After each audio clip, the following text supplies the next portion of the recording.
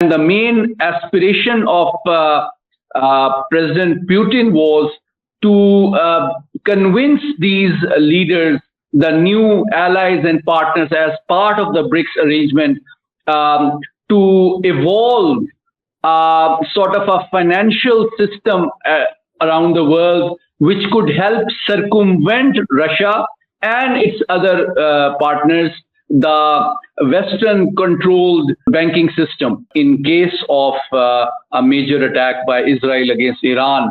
The reports are that the Iranians could launch up to 1,000 missiles against Israel. Why this constitutional amendment? Why was there so much rush to pass it? The answer from my perspective is it was very existential. Trump, if he decides to withdraw the support of Ukrainian war, then that would create new tensions between European allies and United States. It seems that for Mr. Trump, NATO is far less important than operationalizing the Abraham Accord.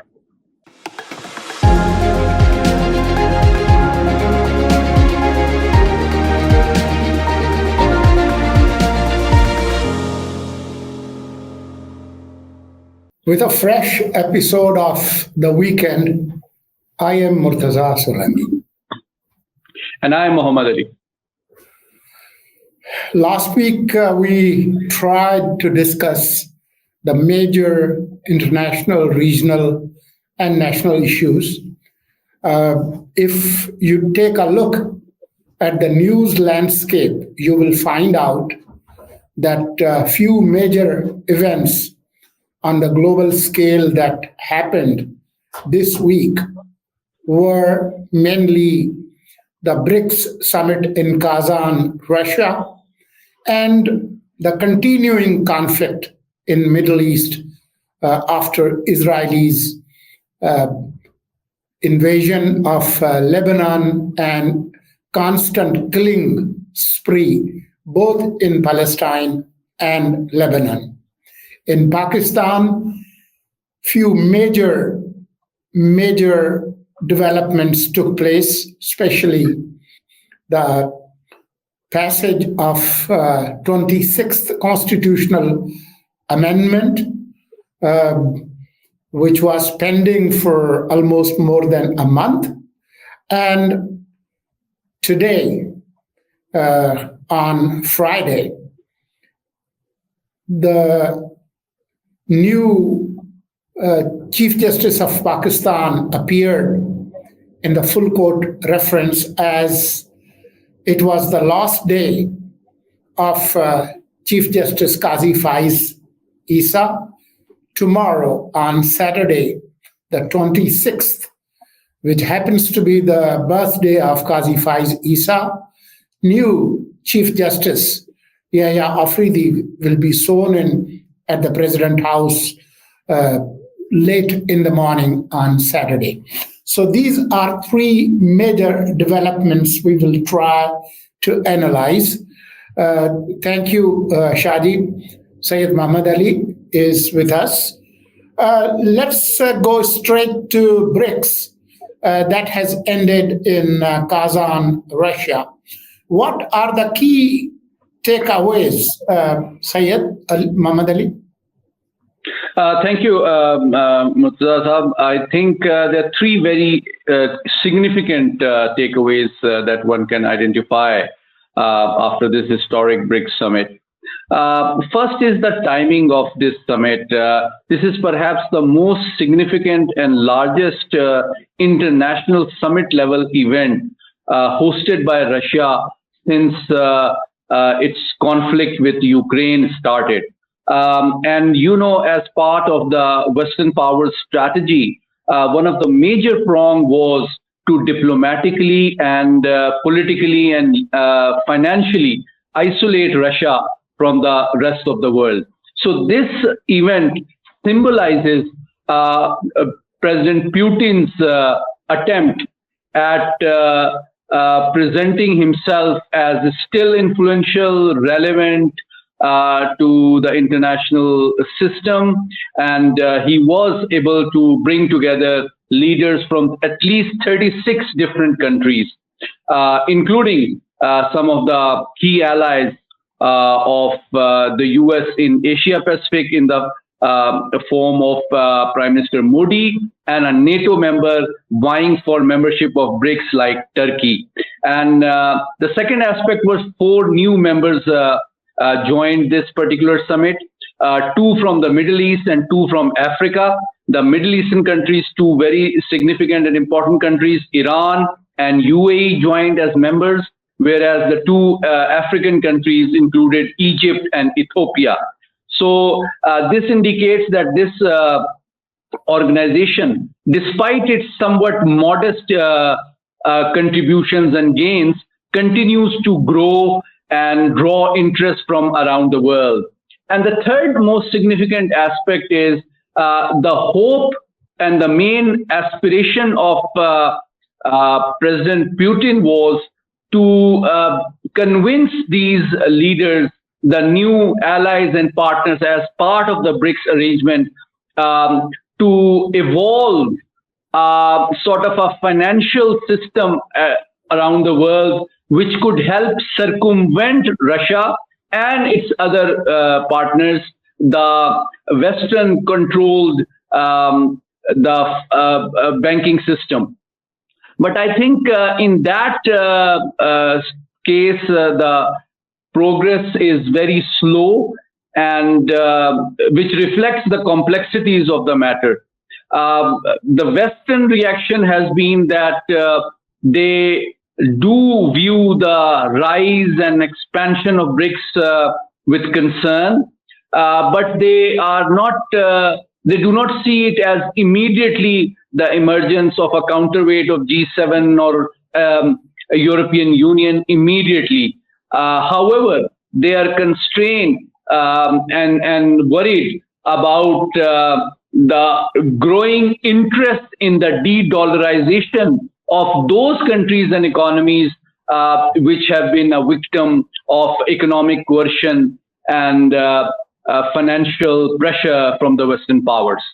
Well, while these are important observations, sitting here in Islamabad, there were speculations, rumors, and hopes that Pakistan would be somehow find its place in this new multilateral forum. This didn't prove to be correct. That wish did not come to fruition, mainly because of India, who insisted on quote-unquote consensus and tried to somehow transform it into a closed club, and insisting that only with the unanimity between founding members, any new country could be brought in, since India is one of the founder members. So it's the same game that you see in the UN Security Councils. The permanent members, the Brahmins of Security Council, the same thing where India is trying to seek membership in UN Security Council. Here, they are trying to replicate the same model instead of democratization. So, these members, the big powers in BRICS, China and Russia, have to weigh out how India is behaving by isolating a major country like Pakistan that could, could solve the geostrategic puzzle of this region.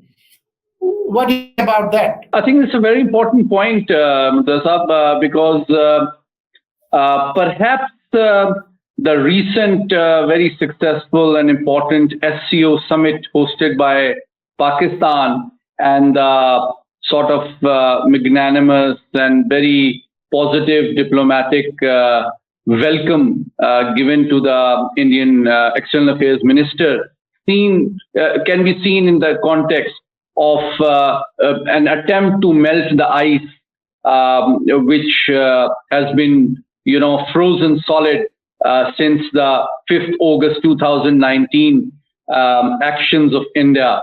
But I think there is some effort being made aimed at reducing the hostility, which could translate into some sort of tolerance by New Delhi to Pakistan's joining of BRICS, because I think even at SCO, Pakistani Prime Minister did mention the need to evolve financial system which could be, multilateral and offer opportunities to other countries which are facing pressure from a combination of not only Western economic coercion, but also negligence towards the huge environmental and economic cost of those developing countries which are a victim of climate change. I'm sure you remember when Shanghai 5 turning into Shanghai Cooperation Organization, when they admitted Pakistan and India as full members in 2017. These two big powers, China and Russia, had they wanted to isolate or discriminate between India and Pakistan, would have done so. They chose to include both. But India did not reciprocate that spirit, despite the fact that they know that China and Russia do want Pakistan's inclusion in BRICS. And bilaterally, with every individual country except India, Pakistan has best of the best relations with China, with Russia, with South Africa, with Brazil, with Egypt, with UAE, with Ethiopia.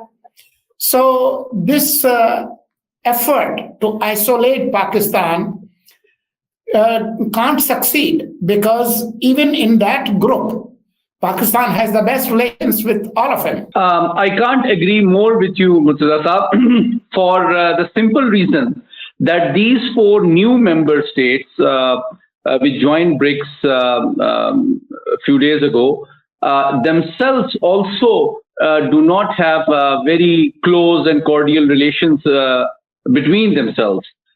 In the Middle East, you see Iran and UAE joining simultaneously, despite less than very cordial relations.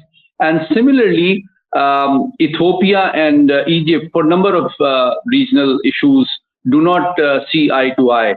So that reflects the wisdom and astute diplomacy of both Moscow and Beijing, aimed at tactfully expanding BRICS membership, despite tolerating mutual concerns and disputes between member countries. When it comes to multilateralism, you can't create categories of first-class citizen and the second-class citizens. You can't create Brahmins and Shudras in multilateral forums. Either you are all equal or you don't, become part of it. So I don't think this attitude is durable and lasting. But, let's switch to the second subject that we were supposed to discuss, the Middle East. What's going on there? I think Middle East, very well, Murtaza Saab, has been the most interesting part of world history for the last 50 millennium. And it continues to draw interest and concern from around the world. And the most recent developments I'll share with you are, let's classify them in diplomatic, security, and military domains. On the diplomatic front, Mr. Blinken has been leading the American crisis diplomacy in the Middle East. He has met MBS. He has today met the Qatari leadership, and he has also met the leadership of Lebanon as well. U.S. has announced relief assistance of about $135 million, and stressed upon Israeli leadership to consider the assassination of Yahya Sinwar as a symbolic victory, and stop short of further escalation and ending of hostilities, and showing willingness to negotiate with Hamas through Qatar and Egyptian good offices to facilitate the hostages exchange. But the second aspect is the security aspect, and in which very well the conflict is already simultaneously afoot, at least on 4 fronts. The first front is obviously Palestine, in which you see the policy of expansionism and persecution of Palestinians is going unabated, both in Gaza and West Bank. More than 42,000 people have lost their lives in Palestine alone, or over 2 million people have lost their homes. But the situation is unfortunately turning equally grave in Lebanon recently, where almost 2,500 people have lost their lives, and 1.9 million people have lost their homes in a very short span of time. The third front is which is escalating gradually is Yemen, and recently the U.S. Air Force carried out a major strike employing its latest B-2 stealth bombers to destroy 5 major storage sites of Houthis in Yemen. But we all are waiting with bated breath the possibility of Israel attacking anytime soon against Iran. And the 3 types of targets which have been so far discussed are the oil installations, the military installations, or the nuclear installations. And as per the reports, the U.S. has tried to convince the Israeli leadership not to attack the oil and nuclear facilities, because in retaliation, Iran could retaliate against such oil companies which have U.S. interests at stake as well. Whereas military level escalation seems to be the lesser evil from the U.S. perspective.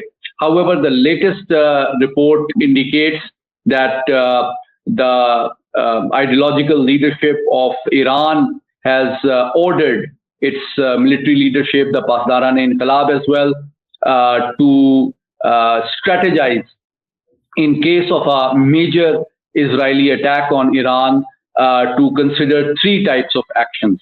First off, in the recent 2 major missile attacks against Israel, they have used around 181 to 200 missiles. But in case of a major attack by Israel against Iran, the reports are that the Iranians could launch up to 1,000 missiles against Israel, and they could also try to disrupt the international energy supply, both in the Gulf of Hormuz and near Red Sea.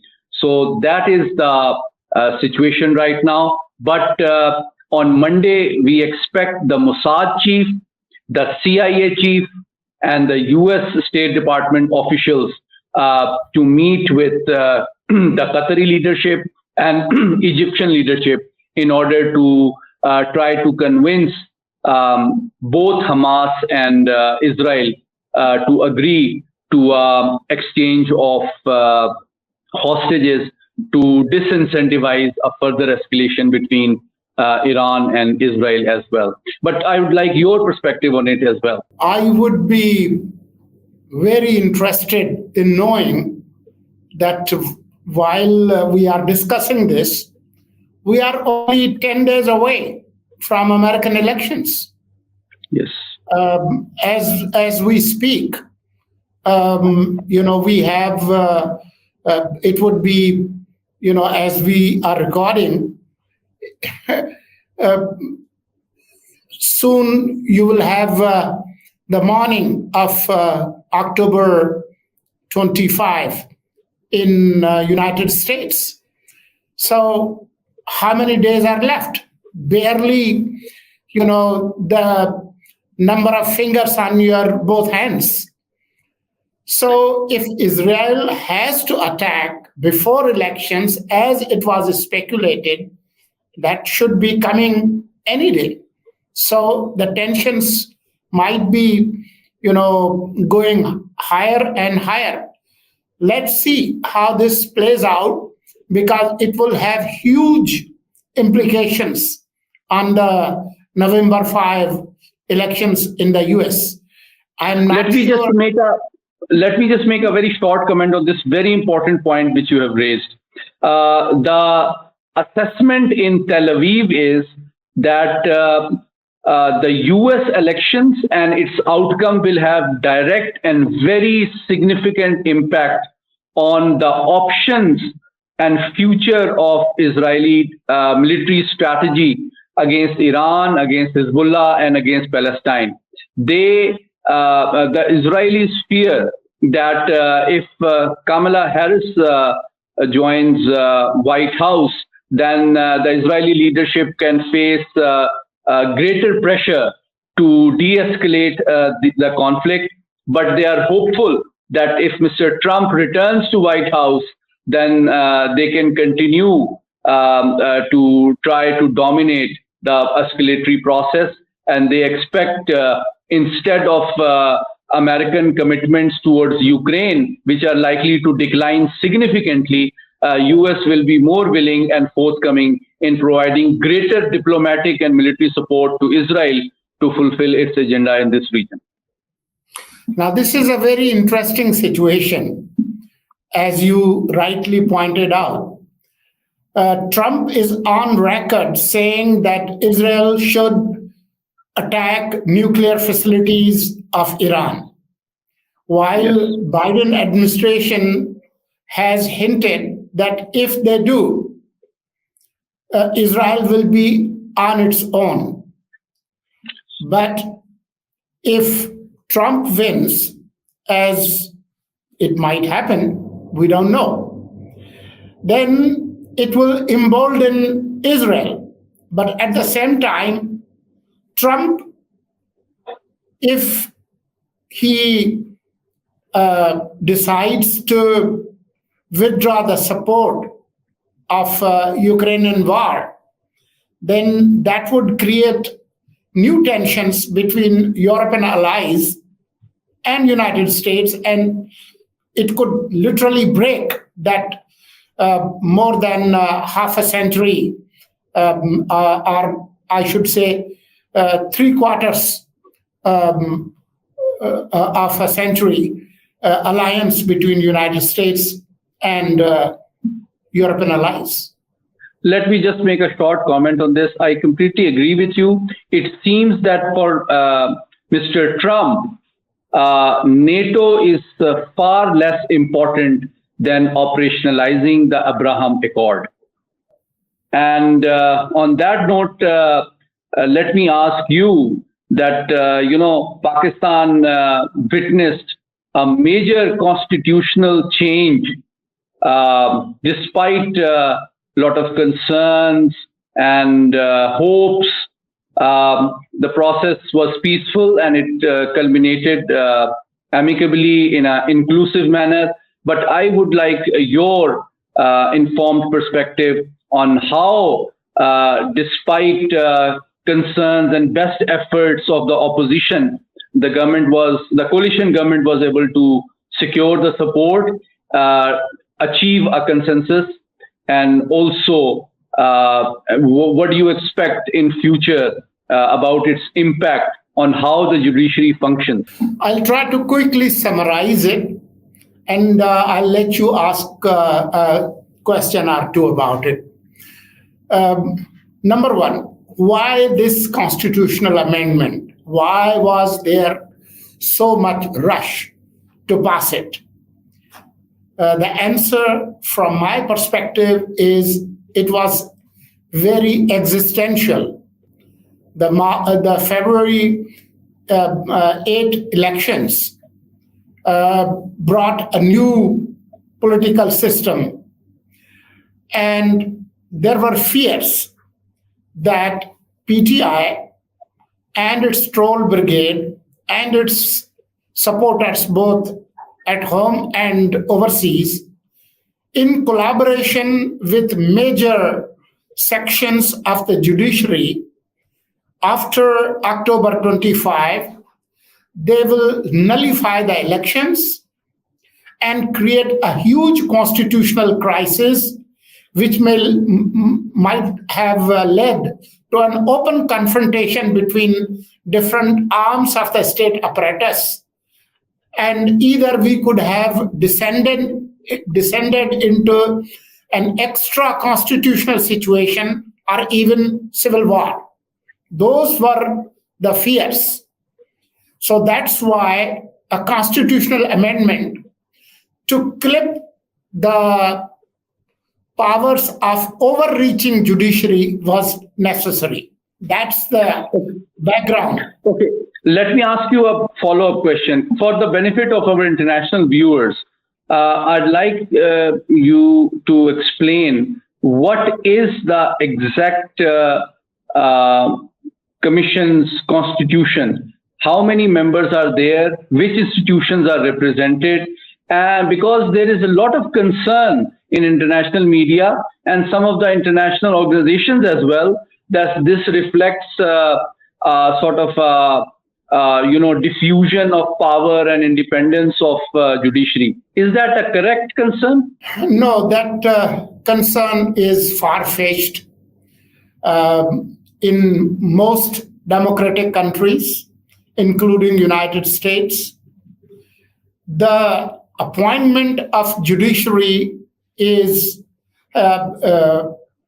mainly done by the parliament.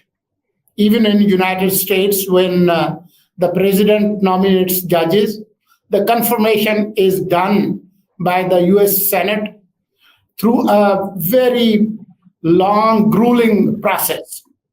So through 19th Amendment, Iftikhar Chaudhry, the then CJ, with the help of some political actors, had forced it on the parliament to change it and introduce 19th Amendment of the Constitution.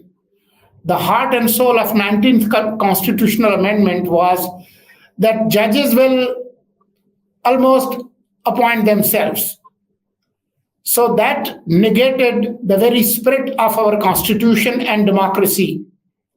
So, you have seen those dismissal of two prime ministers, Gilani, Nawaz Sharif, and many other judicial actions, which had almost paralyzed multiple governments, just like paralyzing Nawaz Sharif government, Shahid Khakan's government, People's Party government. So that was needed. The new 26th Amendment, the heart and soul of it is that the parliament and its committee, where it's not just the majority of the ruling party, including opposition, including the upper house, they will decide the appointment of the Chief Justice. The outgoing Chief Justice will send a list of 3 senior-most judges, and the parliamentary committee will pick one of them, which they have in the case of Yahya Afridi.